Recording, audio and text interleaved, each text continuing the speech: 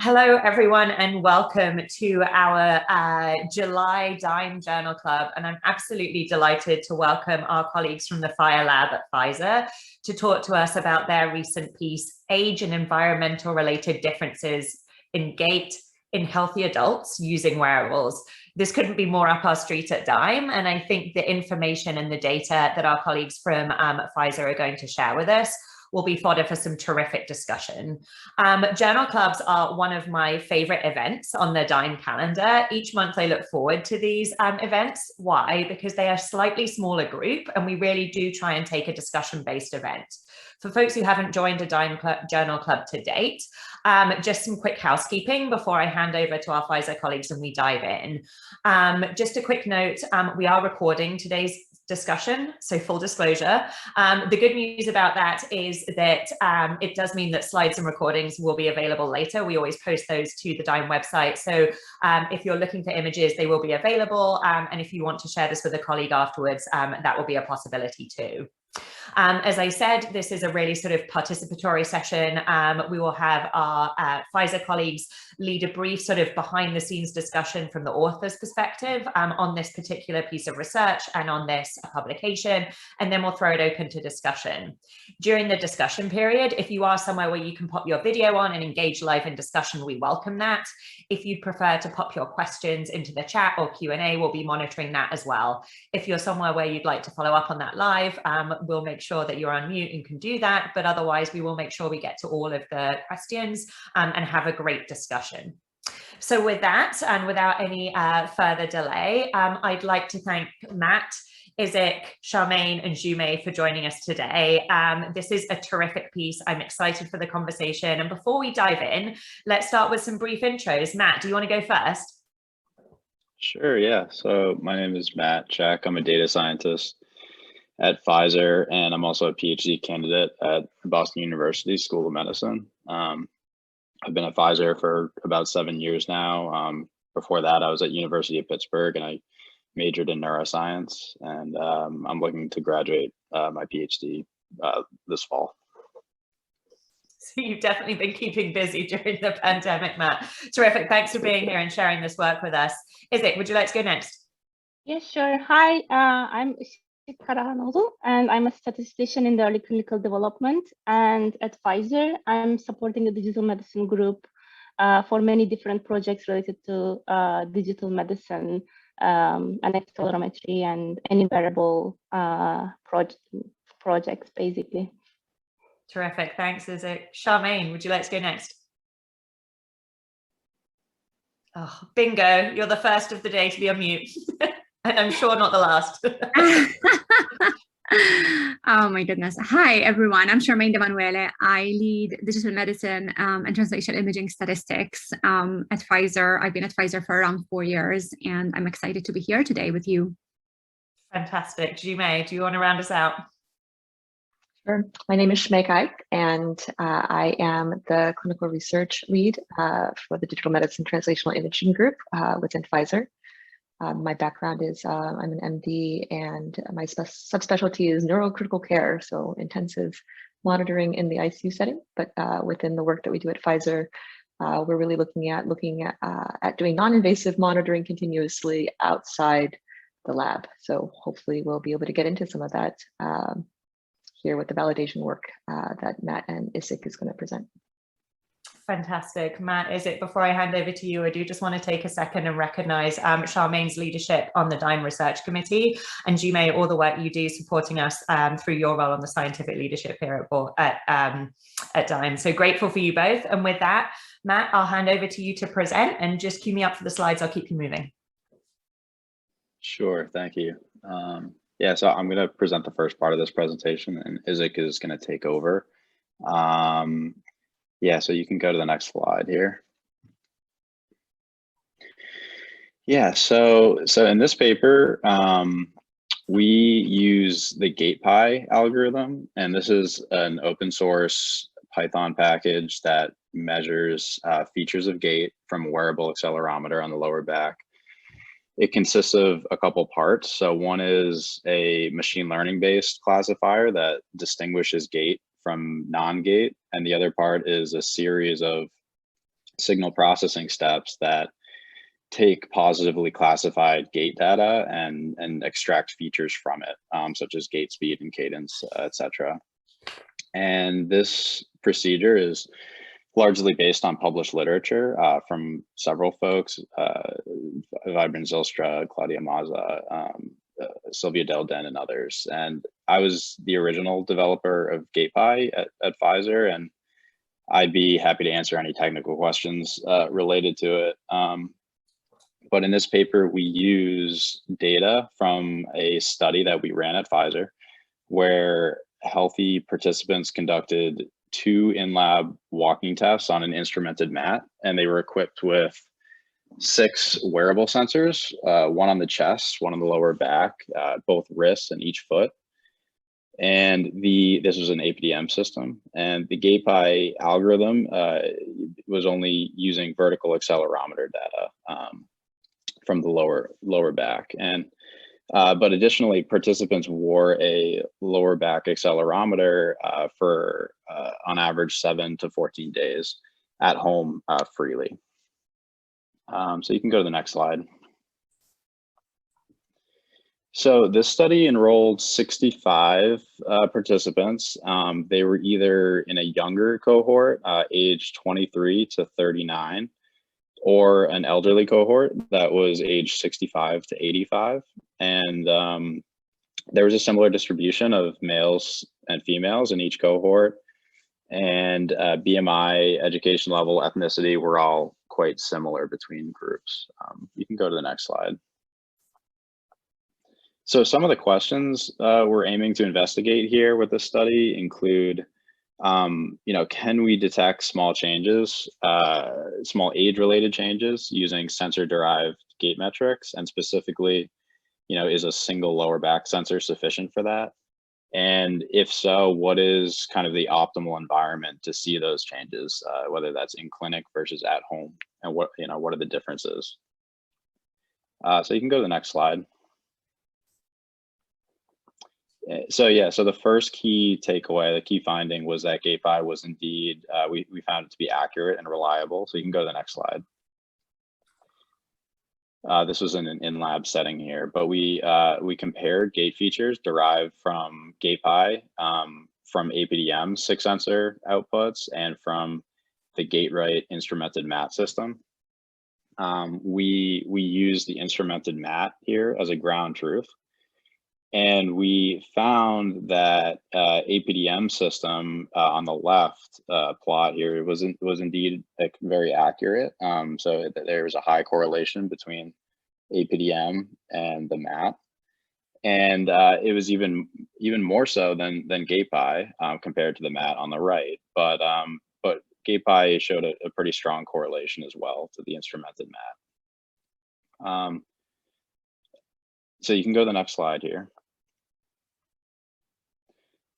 So we found that with both APDM and GATEPI, there was a bit of bias. So on the left, gait speed estimation was a bit lower than the MATS estimation in both APDM and GATEPI. So we did not correct for this bias in this study. However, it's conceivable to add a correction factor to account for this bias. And although there was a slight bias, it didn't seem to impact the ability to distinguish between young and elderly cohorts. So on the right, you can see there's no, with GateRight, APDM, or GATEPI, there wasn't any changes between in gait speed between age cohorts. So you can go to the next slide. So interestingly, we did see an age group by sex interaction during the in-clinic test, seen with both sensor-derived features on the left and traditional stopwatch-based estimation of gait speed on the right. So, for example, we found that older males seemed to walk at a faster pace than older females, and younger females walked at a faster pace than younger males. Conversely, this gender age effect did not exist in the at-home monitoring data, though there was an age effect, and Isik will kind of go over that. But the age gender effect that occurred in clinic but not at home suggested to us that the interaction may be due to participant change in behavior during short observed assessments specific to in-lab. But though it did seem most impactful for younger females and older males specifically, which is maybe a question. But I think this is important because for healthy volunteer studies interested in at-home gait speed, as opposed to in-clinic gait speed, as an endpoint, you may not need to independent group based on gender. However, controlling for age in studies with wide age ranges might be important, and Isik can talk more about that. So I'll turn it over to her now for the rest of the presentation. Yeah, we have just a few more key findings. I will go fastly. So if you go to the next slide, so we basically validated the GATEPI algorithm in the lab environment using just one sensor from the lumbar position. All other reference devices basically provided similar results. So we're confident to basically analyze the at-home data and see what we have. If you go to the next slide, basically this is the result from the 7 to 14 days of continuous monitoring at home using just one single lumbar device. And when we apply the GATEPI algorithm, so we looked at the gait speed. On the left, we have the median gait speed. On the right, we have the 95th percentile of the gait speed. And we see a clear distinction between the younger and older groups. So younger group basically walked faster than the older group that we basically miss from the in-lab data. And not only gait speed, but we also have other gait-related endpoints, special and temporal gait metrics also differentiated between the age groups at home. So if you go to the next slide, so the next thing that we did is basically, okay, so we have those differences, but how many days or how many hours of data do we need to detect those differences? And how reliable are our metrics, especially for the gait speed? So in the next slide, we basically tested that. So this is again on the left, you see the median gait speed. On the right, you see the 95th percentile gait speed. So what we did here is starting from on the y-axis from day 1, 2, 3, 4, 5, we took all the subjects and we just randomly selected a day of data, and then we computed the gait speed, and we look at the intra-class correlation of that gait speed obtained from one day to the full data set. And then we do it for, we pick 2 random days, we pick 3, 4, 5 random days, and then we just compare it to the full data set. So how similar like by increasing the number of days included in the analysis, how similar are we to the gait speed obtained from the whole data set? And we basically found for both median and 90th percentile, actually 2 to 3 days are good,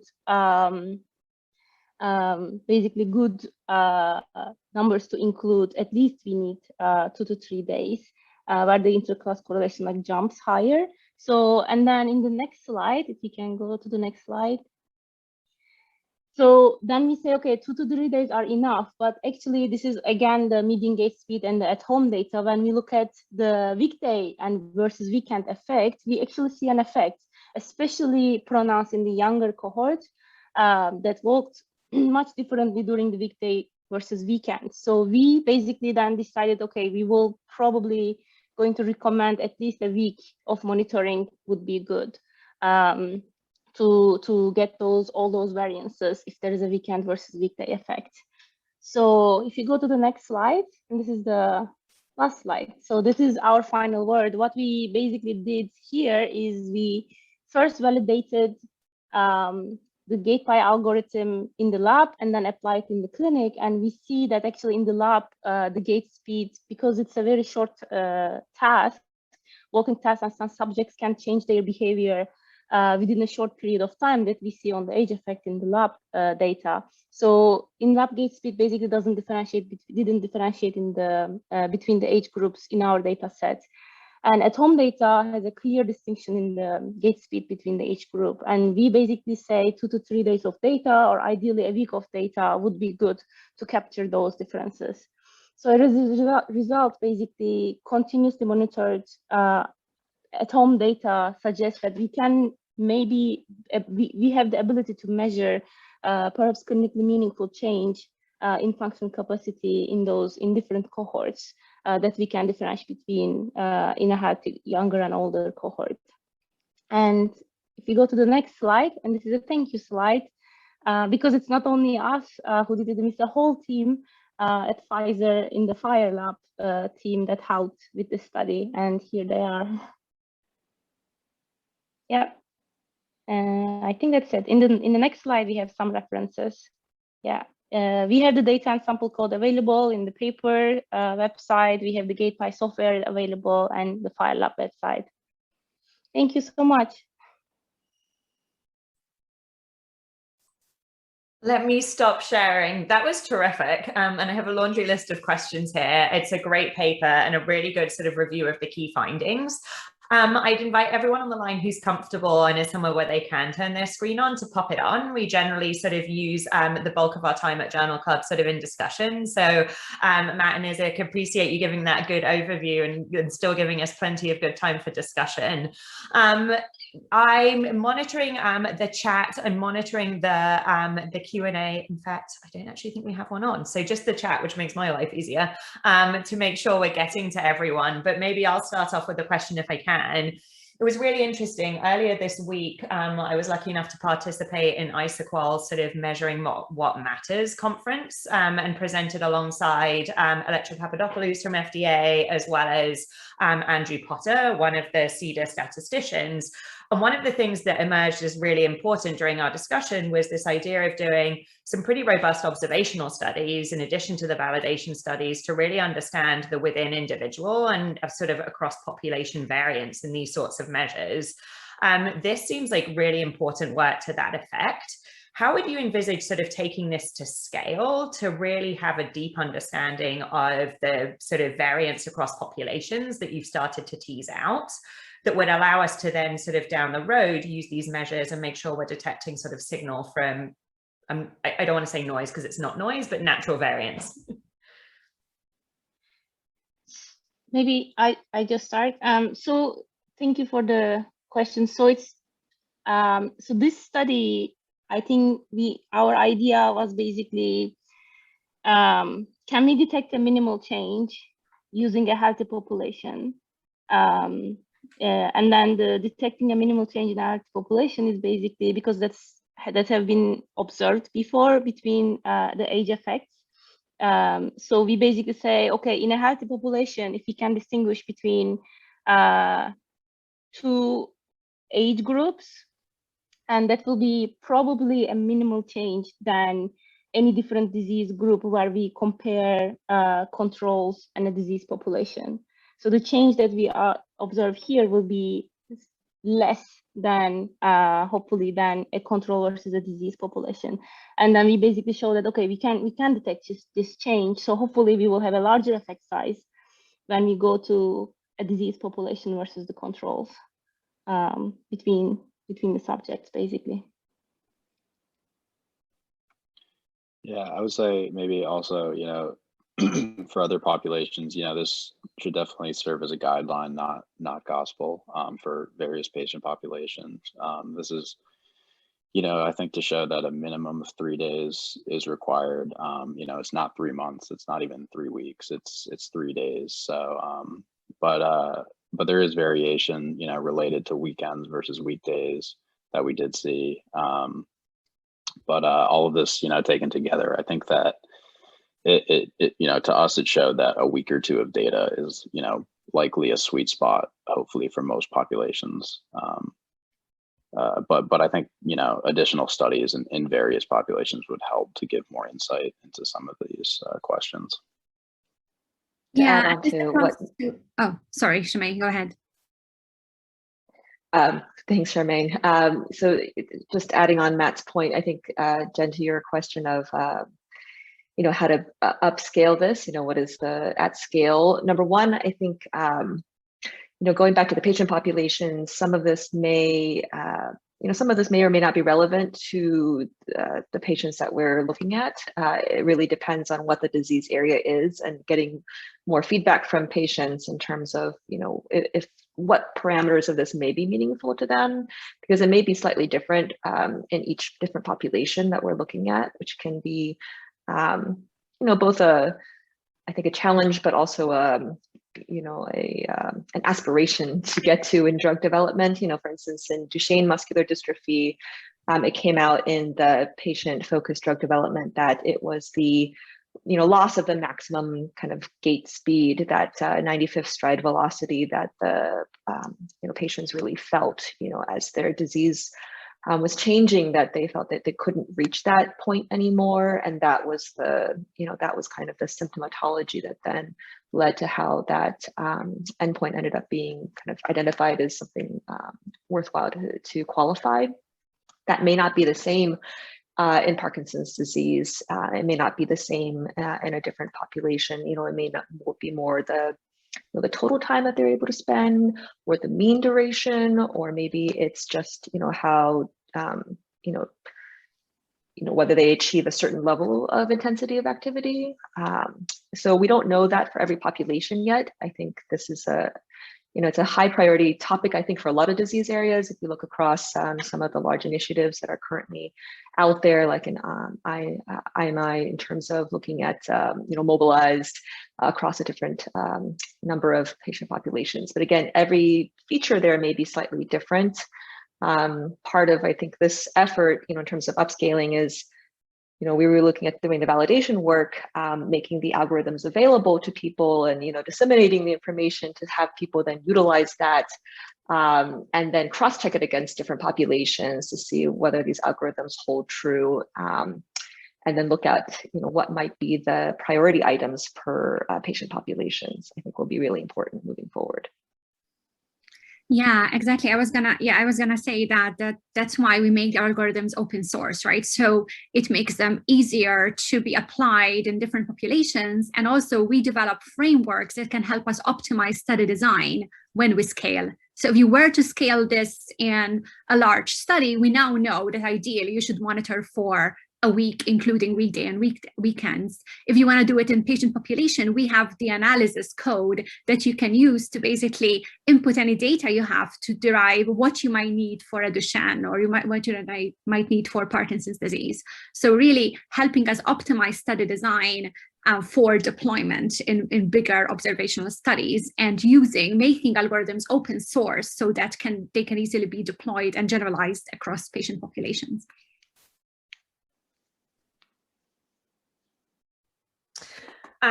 The open source piece was something that I really appreciated here, and you just gave a lovely description of sort of the rationale behind doing it, and yet we don't see it as often as I think we'd like to. I'm really curious from your point of view, if you're comfortable sharing internally, what was the discussion around the decision to share this? Was there any sort of point of pushback internally? Again, if you may not be able to share, and is this something like that you will continue to sort of track going forward and see how it sort of impacts your sort of development pipeline and your understanding of gait to try and establish this as a best practice? It's great work, and I'm curious to get behind the scenes if you're comfortable sharing. Yeah, so yeah, go ahead, Isik, if you want. No, go ahead, Matt. You are the data scientist. Yeah, true. No, it was definitely a team discussion, I think, to open source it, and to enable others to use it. I think, like a large reason for digital medicine in the first place is to facilitate clinical studies by reducing costs and enabling better, monitoring for patients to see therapeutic effects, and methods by which companies and researchers conduct digital studies shouldn't really be limited to those who have advanced analytical capabilities. So, I think to enable researchers and pharmaceutical companies to use it is great for patient outcomes. So that, it's definitely a huge pro for that approach. But there's also, the regulatory component as well. I think when more and more companies are using GATEPI or similar standardized methods, it adds a lot of it makes it easier to digest, I guess, and hopefully allows it to be used as primary and secondary endpoints going forward. Yeah, and the way I see it is also that we're able to generate GATEPI mostly because we have relied on existing solid literature that helped us, that we utilized it to basically derive our own algorithm, right? So it's so important to advance the field to be able to share things that could easily be shared, right? That common knowledge that the field could contribute to advance, and that we could eventually benefit even ourselves. So basically it's a cycle, I think. I think this is, as Charmaine just said, what is science? We build upon the work of others, and we hope that others will further build upon our work, because I'm sure this is not the last iteration, and I'm sure it can be refined, both internally as we get more data, but then as other people collect more data, when they find lower limits of quantitation, upper limits of quantitation, things that maybe, a whole body of work that we can't all do, all at the same time. So sharing that across the community of researchers,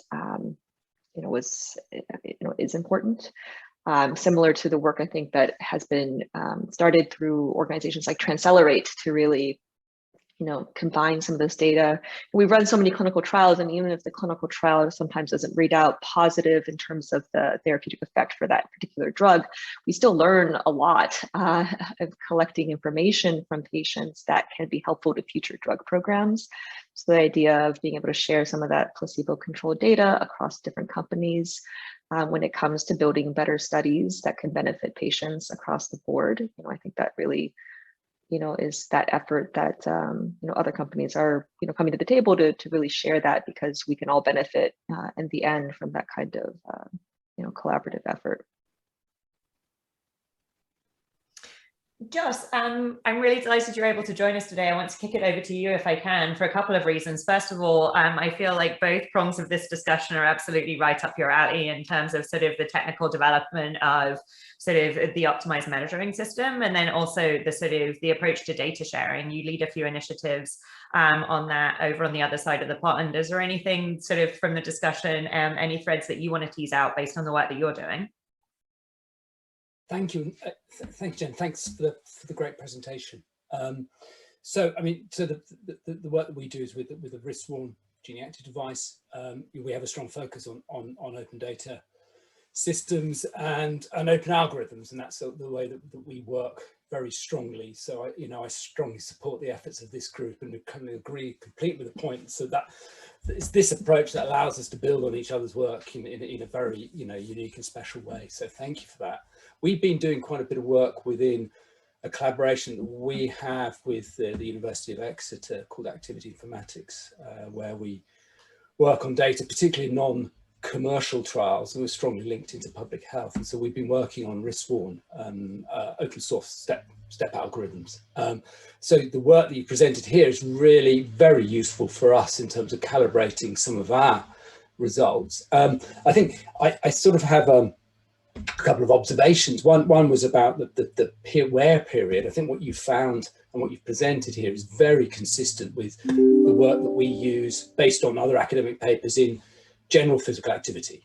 So there are some good papers out there that have looked at how many days worth of activity do you need to record to understand MVPA, for example, and they come to exactly the same conclusion. You need 3 or 4 days, and one of those needs to be a weekend. And then pragmatically, as a group who deploy devices, we say, well, that really means a week, doesn't it? Because if I've got a week, then I'm in the right place. So it's great to see that. I think one of the questions that I had for the team, well, let me take a step back. So some of the work that we've been doing is, rather than looking at populations, we've been looking at frailty and looking at cardiac disease and looking at changes in those large-scale populations, more typically than on the public health side, but the read across is complete. One of the things that we've had a lot of discussion about is the difference of metrics of gait speed, of cadence, and of step rate. And so the gait speed is, the units tell you the story. We're talking about meters per second, which is the velocity that they're traveling at, against then a natural cadence, as opposed to the step rate at any one point in time. And those last two may seem a little bit pernickety, but there's a very good paper by Malcolm Garnett back in 2014 or so that really proposes a very good argument about why you need to be careful about whether you're talking about a step rate at any one time or the cadence of walking, you know, for an individual, which may be something closer to a biomarker. So given those three sorts of definitions, why do you choose to work with a meters per second metric, and what do you think about the other metrics in this area? So maybe I can start. So we picked gait speed and 95th percentile of gait speed, basically because of previous work and also on some regulatory submissions for diseases that they were suggested. But the paper is mainly focused on gait speed, but we actually analyze all the gait parameters, and they also show the same trend. Exactly. So gait speed is kind of representative. We see the same thing in step duration. We see the same thing in cadence that differentiated at home but didn't differentiate in the lab. So we actually looked at all of them, basically. Yeah, and basically Joss, I think you're on mute unless you wanted to follow up, but as a follow-up to Isik's, I think, as a follow-up to Isik's, I think as Xuemei said earlier, the features of interest may vary based on the population being studied. For example, 95th percentile stride velocity, we were looking at it because of the submission in the Shands, where 95th percentile stride velocity. But again, the features of interest will vary, and I think this framework can be used to assess how many days you would need, for example, based on the feature of interest in that particular population.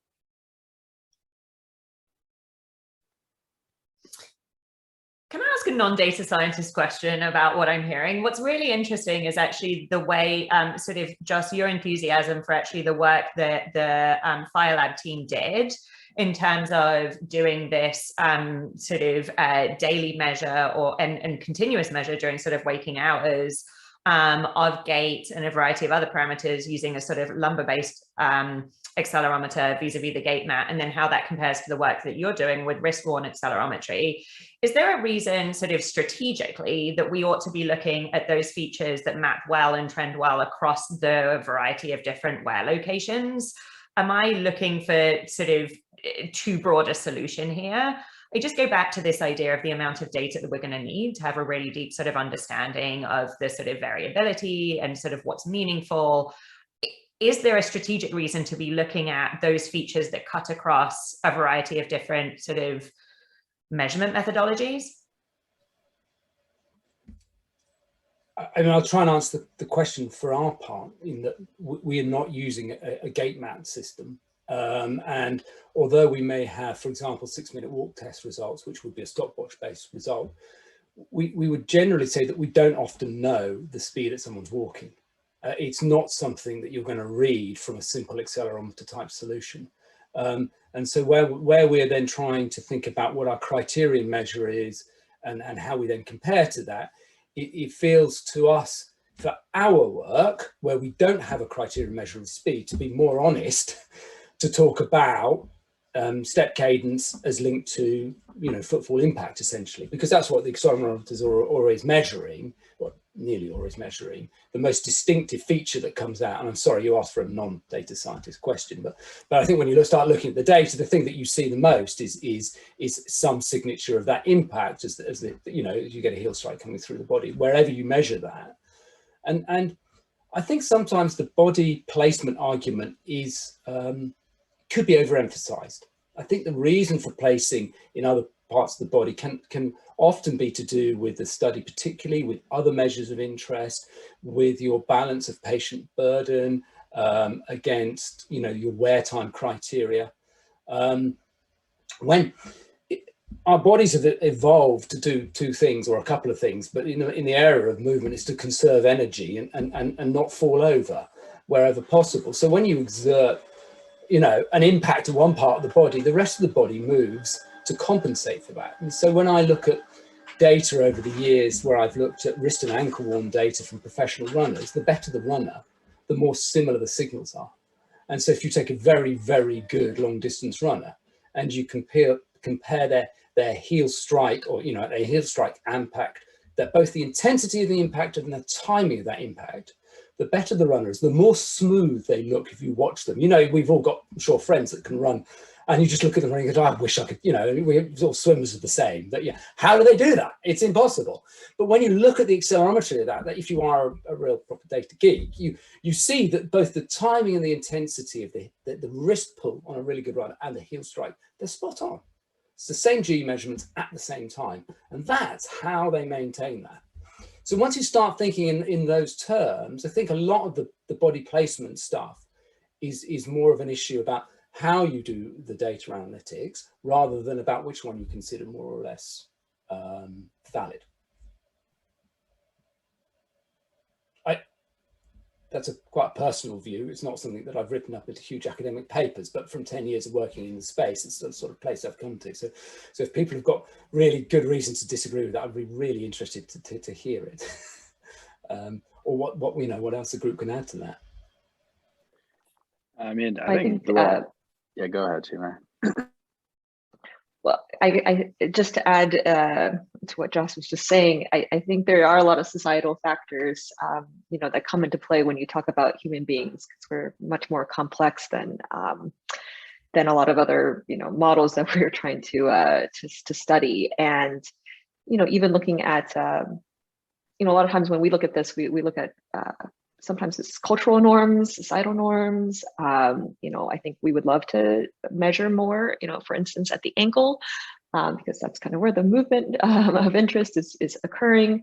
But we have a lot of, there's negative connotations to that in certain countries where, somebody walking around with an ankle monitor, may look like that, somebody will assume that maybe they're, under investigation, or there's some, people will look at them funny.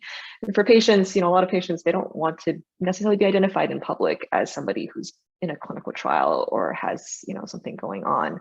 They may value their privacy, and we want to respect that, in terms of patient burden. Already participating in a trial, there's already many things that we're asking people to do that are outside of their normal standard of care, and they're volunteering their time and their energies. And so we don't necessarily want to create, those kind of extra complexities for them. So I think adding that part, into human study, if we could do any measurement we wanted, obviously I think there's other things that we'd like to do, and more instrumentation. But I think part of this work was to really reduce that from 6 sensors down to as few as possible. And part of that was really thinking about operationalizing this and upscaling for future trials, being able to then apply it potentially to more people in order for them to adopt and accept it.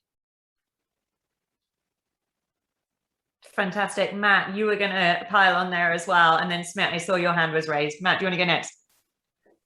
Yeah, no, I think that's a good way of putting it. I would say from a technical perspective, like Xuemei was saying, the closer you are to the movement, generally the better. So if you're looking at tremor and Parkinson's disease, obviously you're going to be you want to be on the wrist. If you're looking at gait, in some cases, yeah, you do want to be on both ankles.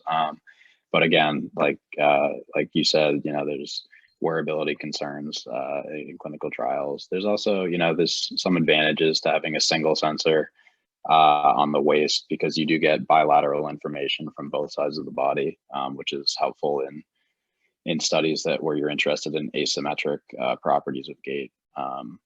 So yeah. Yeah, so I think, Jen, one thing which I want to add is, I think for sensor placement, you really need to understand what is the concept of interest you want to target. And then once you achieve that, once you know the concept of interest, what is the best sensor placement to achieve the most accurate measure? And then tie it with compliance, like what is the best placement to also achieve complete data and not have big chunks of missing data. I love it.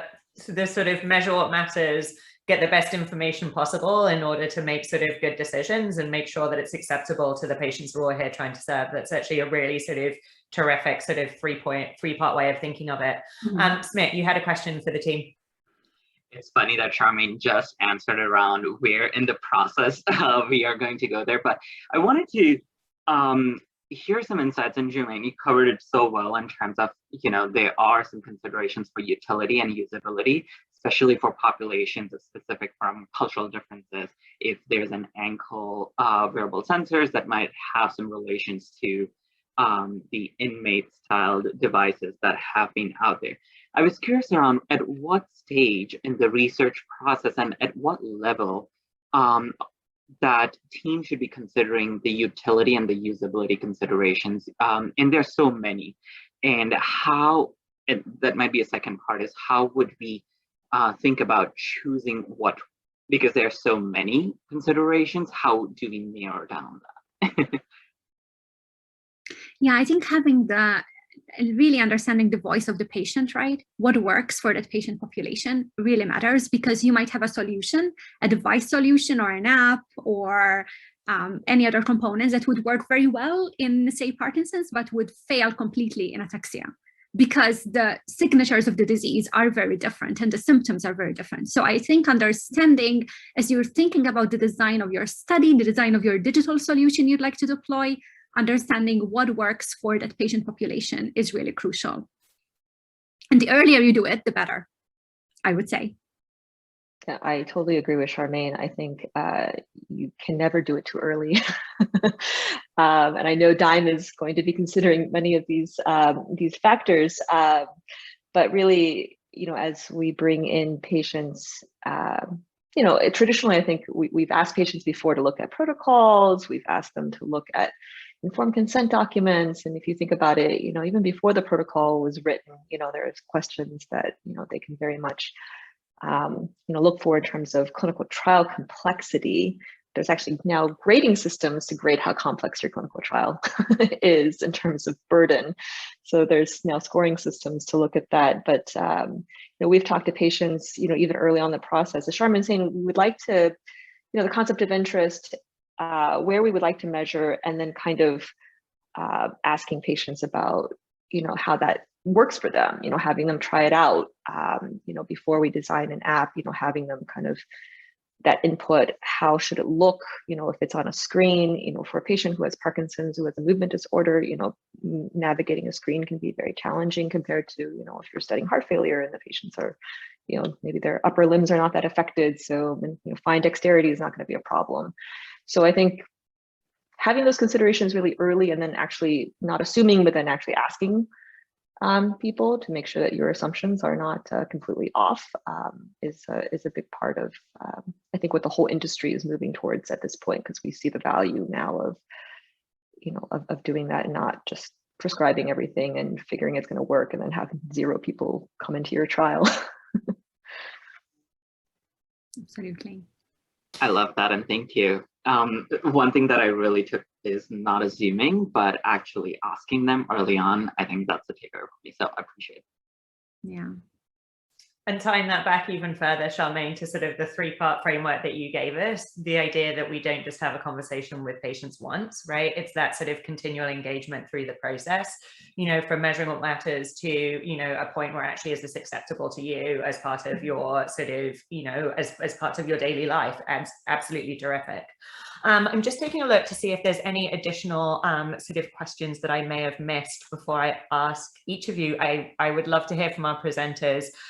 Having done this work, having published this work, doing this as part of sort of an ongoing, really thriving sort of digital strategy that your team has, if you're going to look 3 years, 5 years, 10 years, we'll give you some flexibility to sort of put a stake in the ground here.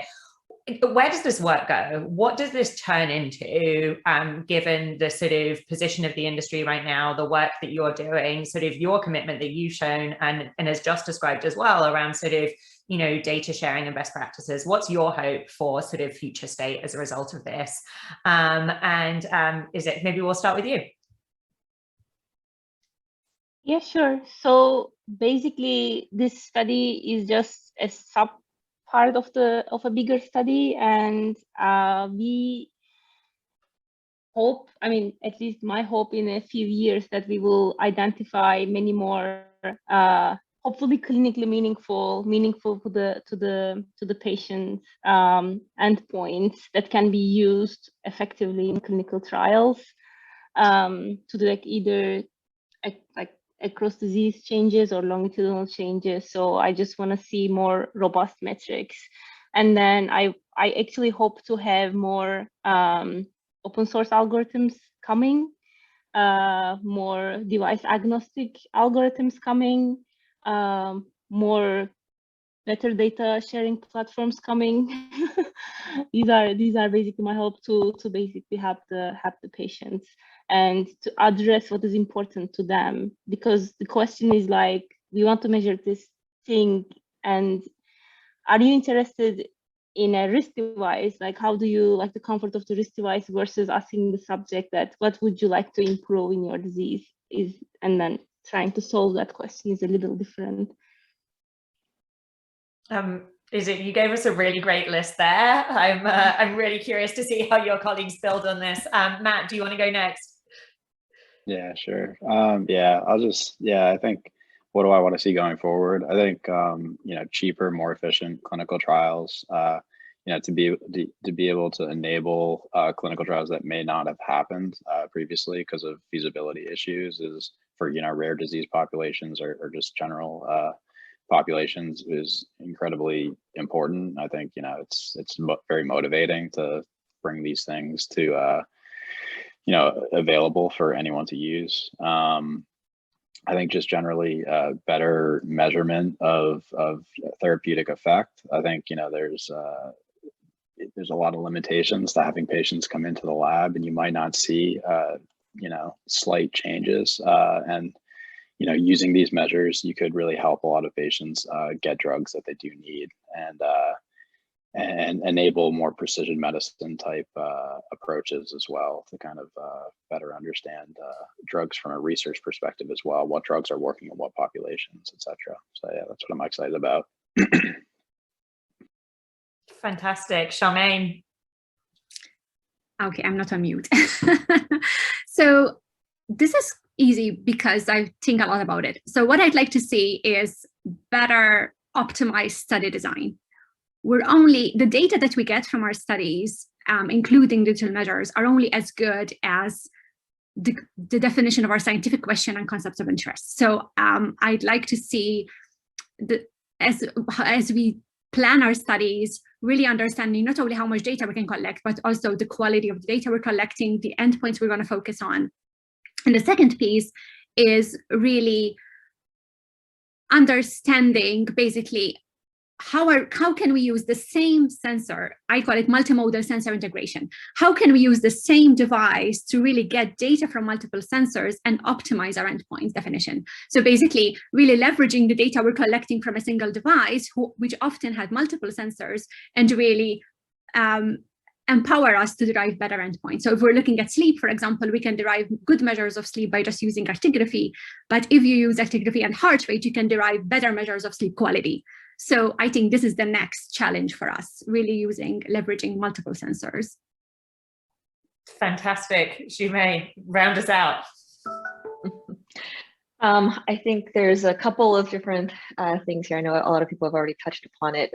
Matt has discussed kind of the in-lab and out of at-home differences. We see that in this study with people. So moving towards decentralization, I think that's a big movement of clinical trials, and how this work is going to play into that, where we're doing more continuous measurements with more data, hopefully more accurately outside of the traditional clinical trial environment, is part one. Part two, I think, is tying this kind of into what Isik was talking about and Charmaine in terms of study optimization, algorithm development. If you think about where we are now, maybe we're where the genomic field was years and years ago, when we were still kind of learning, we're sequencing, and then there was more sharing, and then we started learning more about what individual polymorphisms and SNPs may be involved in. And initially it was kind of more, we don't exactly know what's going on, and now we have a lot more confidence, I think, in what's going on. Not that we know everything. So hopefully this, as we build more data, as we get larger data sets, as we can cross-validate and people share this information, there'll be better confidence in these measures, that there won't be, 50 to 100 different, ways, where we'll have to looking at what is the best way. Maybe by then we'll come up with, this is how we're going to do this as a field. And then we start actually doing those measurements where it matters. And then I think lastly, trying to keep in mind how fast technology is iterating. I think what we're going to see is hopefully, better technology, as we move forward.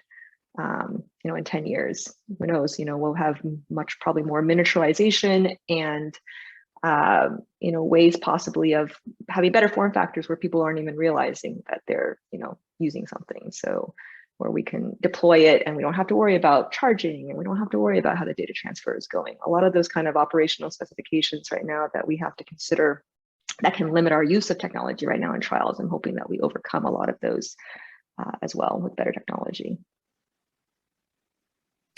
That was a fantastic way to round out this discussion. And what I appreciate most is, the idea that tech is going to continue improving, and what we need to do, the themes that I heard from you all was sort of really great science and reminding ourselves that part of good science is collaboration.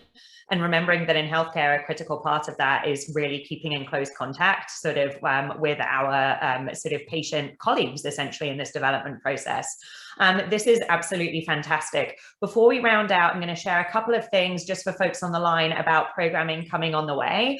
I think it was, I can't remember, Charmaine or Xuemei, if it was you, mentioned some of the work that Transcelerate's doing. Perfectly placed, because we're actually doing some joint presentations coming up with them late summer into the fall, really looking across the work of DIME, Transcelerate and City to say, how are we wrapping our arms together around some of these issues? So I hope that many of you will be able to join us for that series, which kicks off on August 2nd. And then I'm very excited, our August Journal Club, Eric Daza is going to join us for a couple of really great presentations. Artifice or Intelligence and Ditch Statistical Significance are two really terrific pieces that he's written recently. He'll be coming to talk to us a little bit about some of the best and perhaps not best practices he's seeing from a statistical point of view. And that will be a tremendous conversation as always, and hope that many of you can join us. And with that, thank you everyone on the line for joining us today. As I said, journal clubs, these smaller groups are one of my favorite sessions on the monthly calendar. Isik, Matt, Charmaine, Xuemei, thank you so much for being here with us today. Congratulations on a great paper and thank you for your leadership in this field. Really appreciate it. Have a wonderful day, everyone. Thank you. Hey, Jen. Thank Bye. you. Thanks so much. Thanks, everyone. Bye-bye.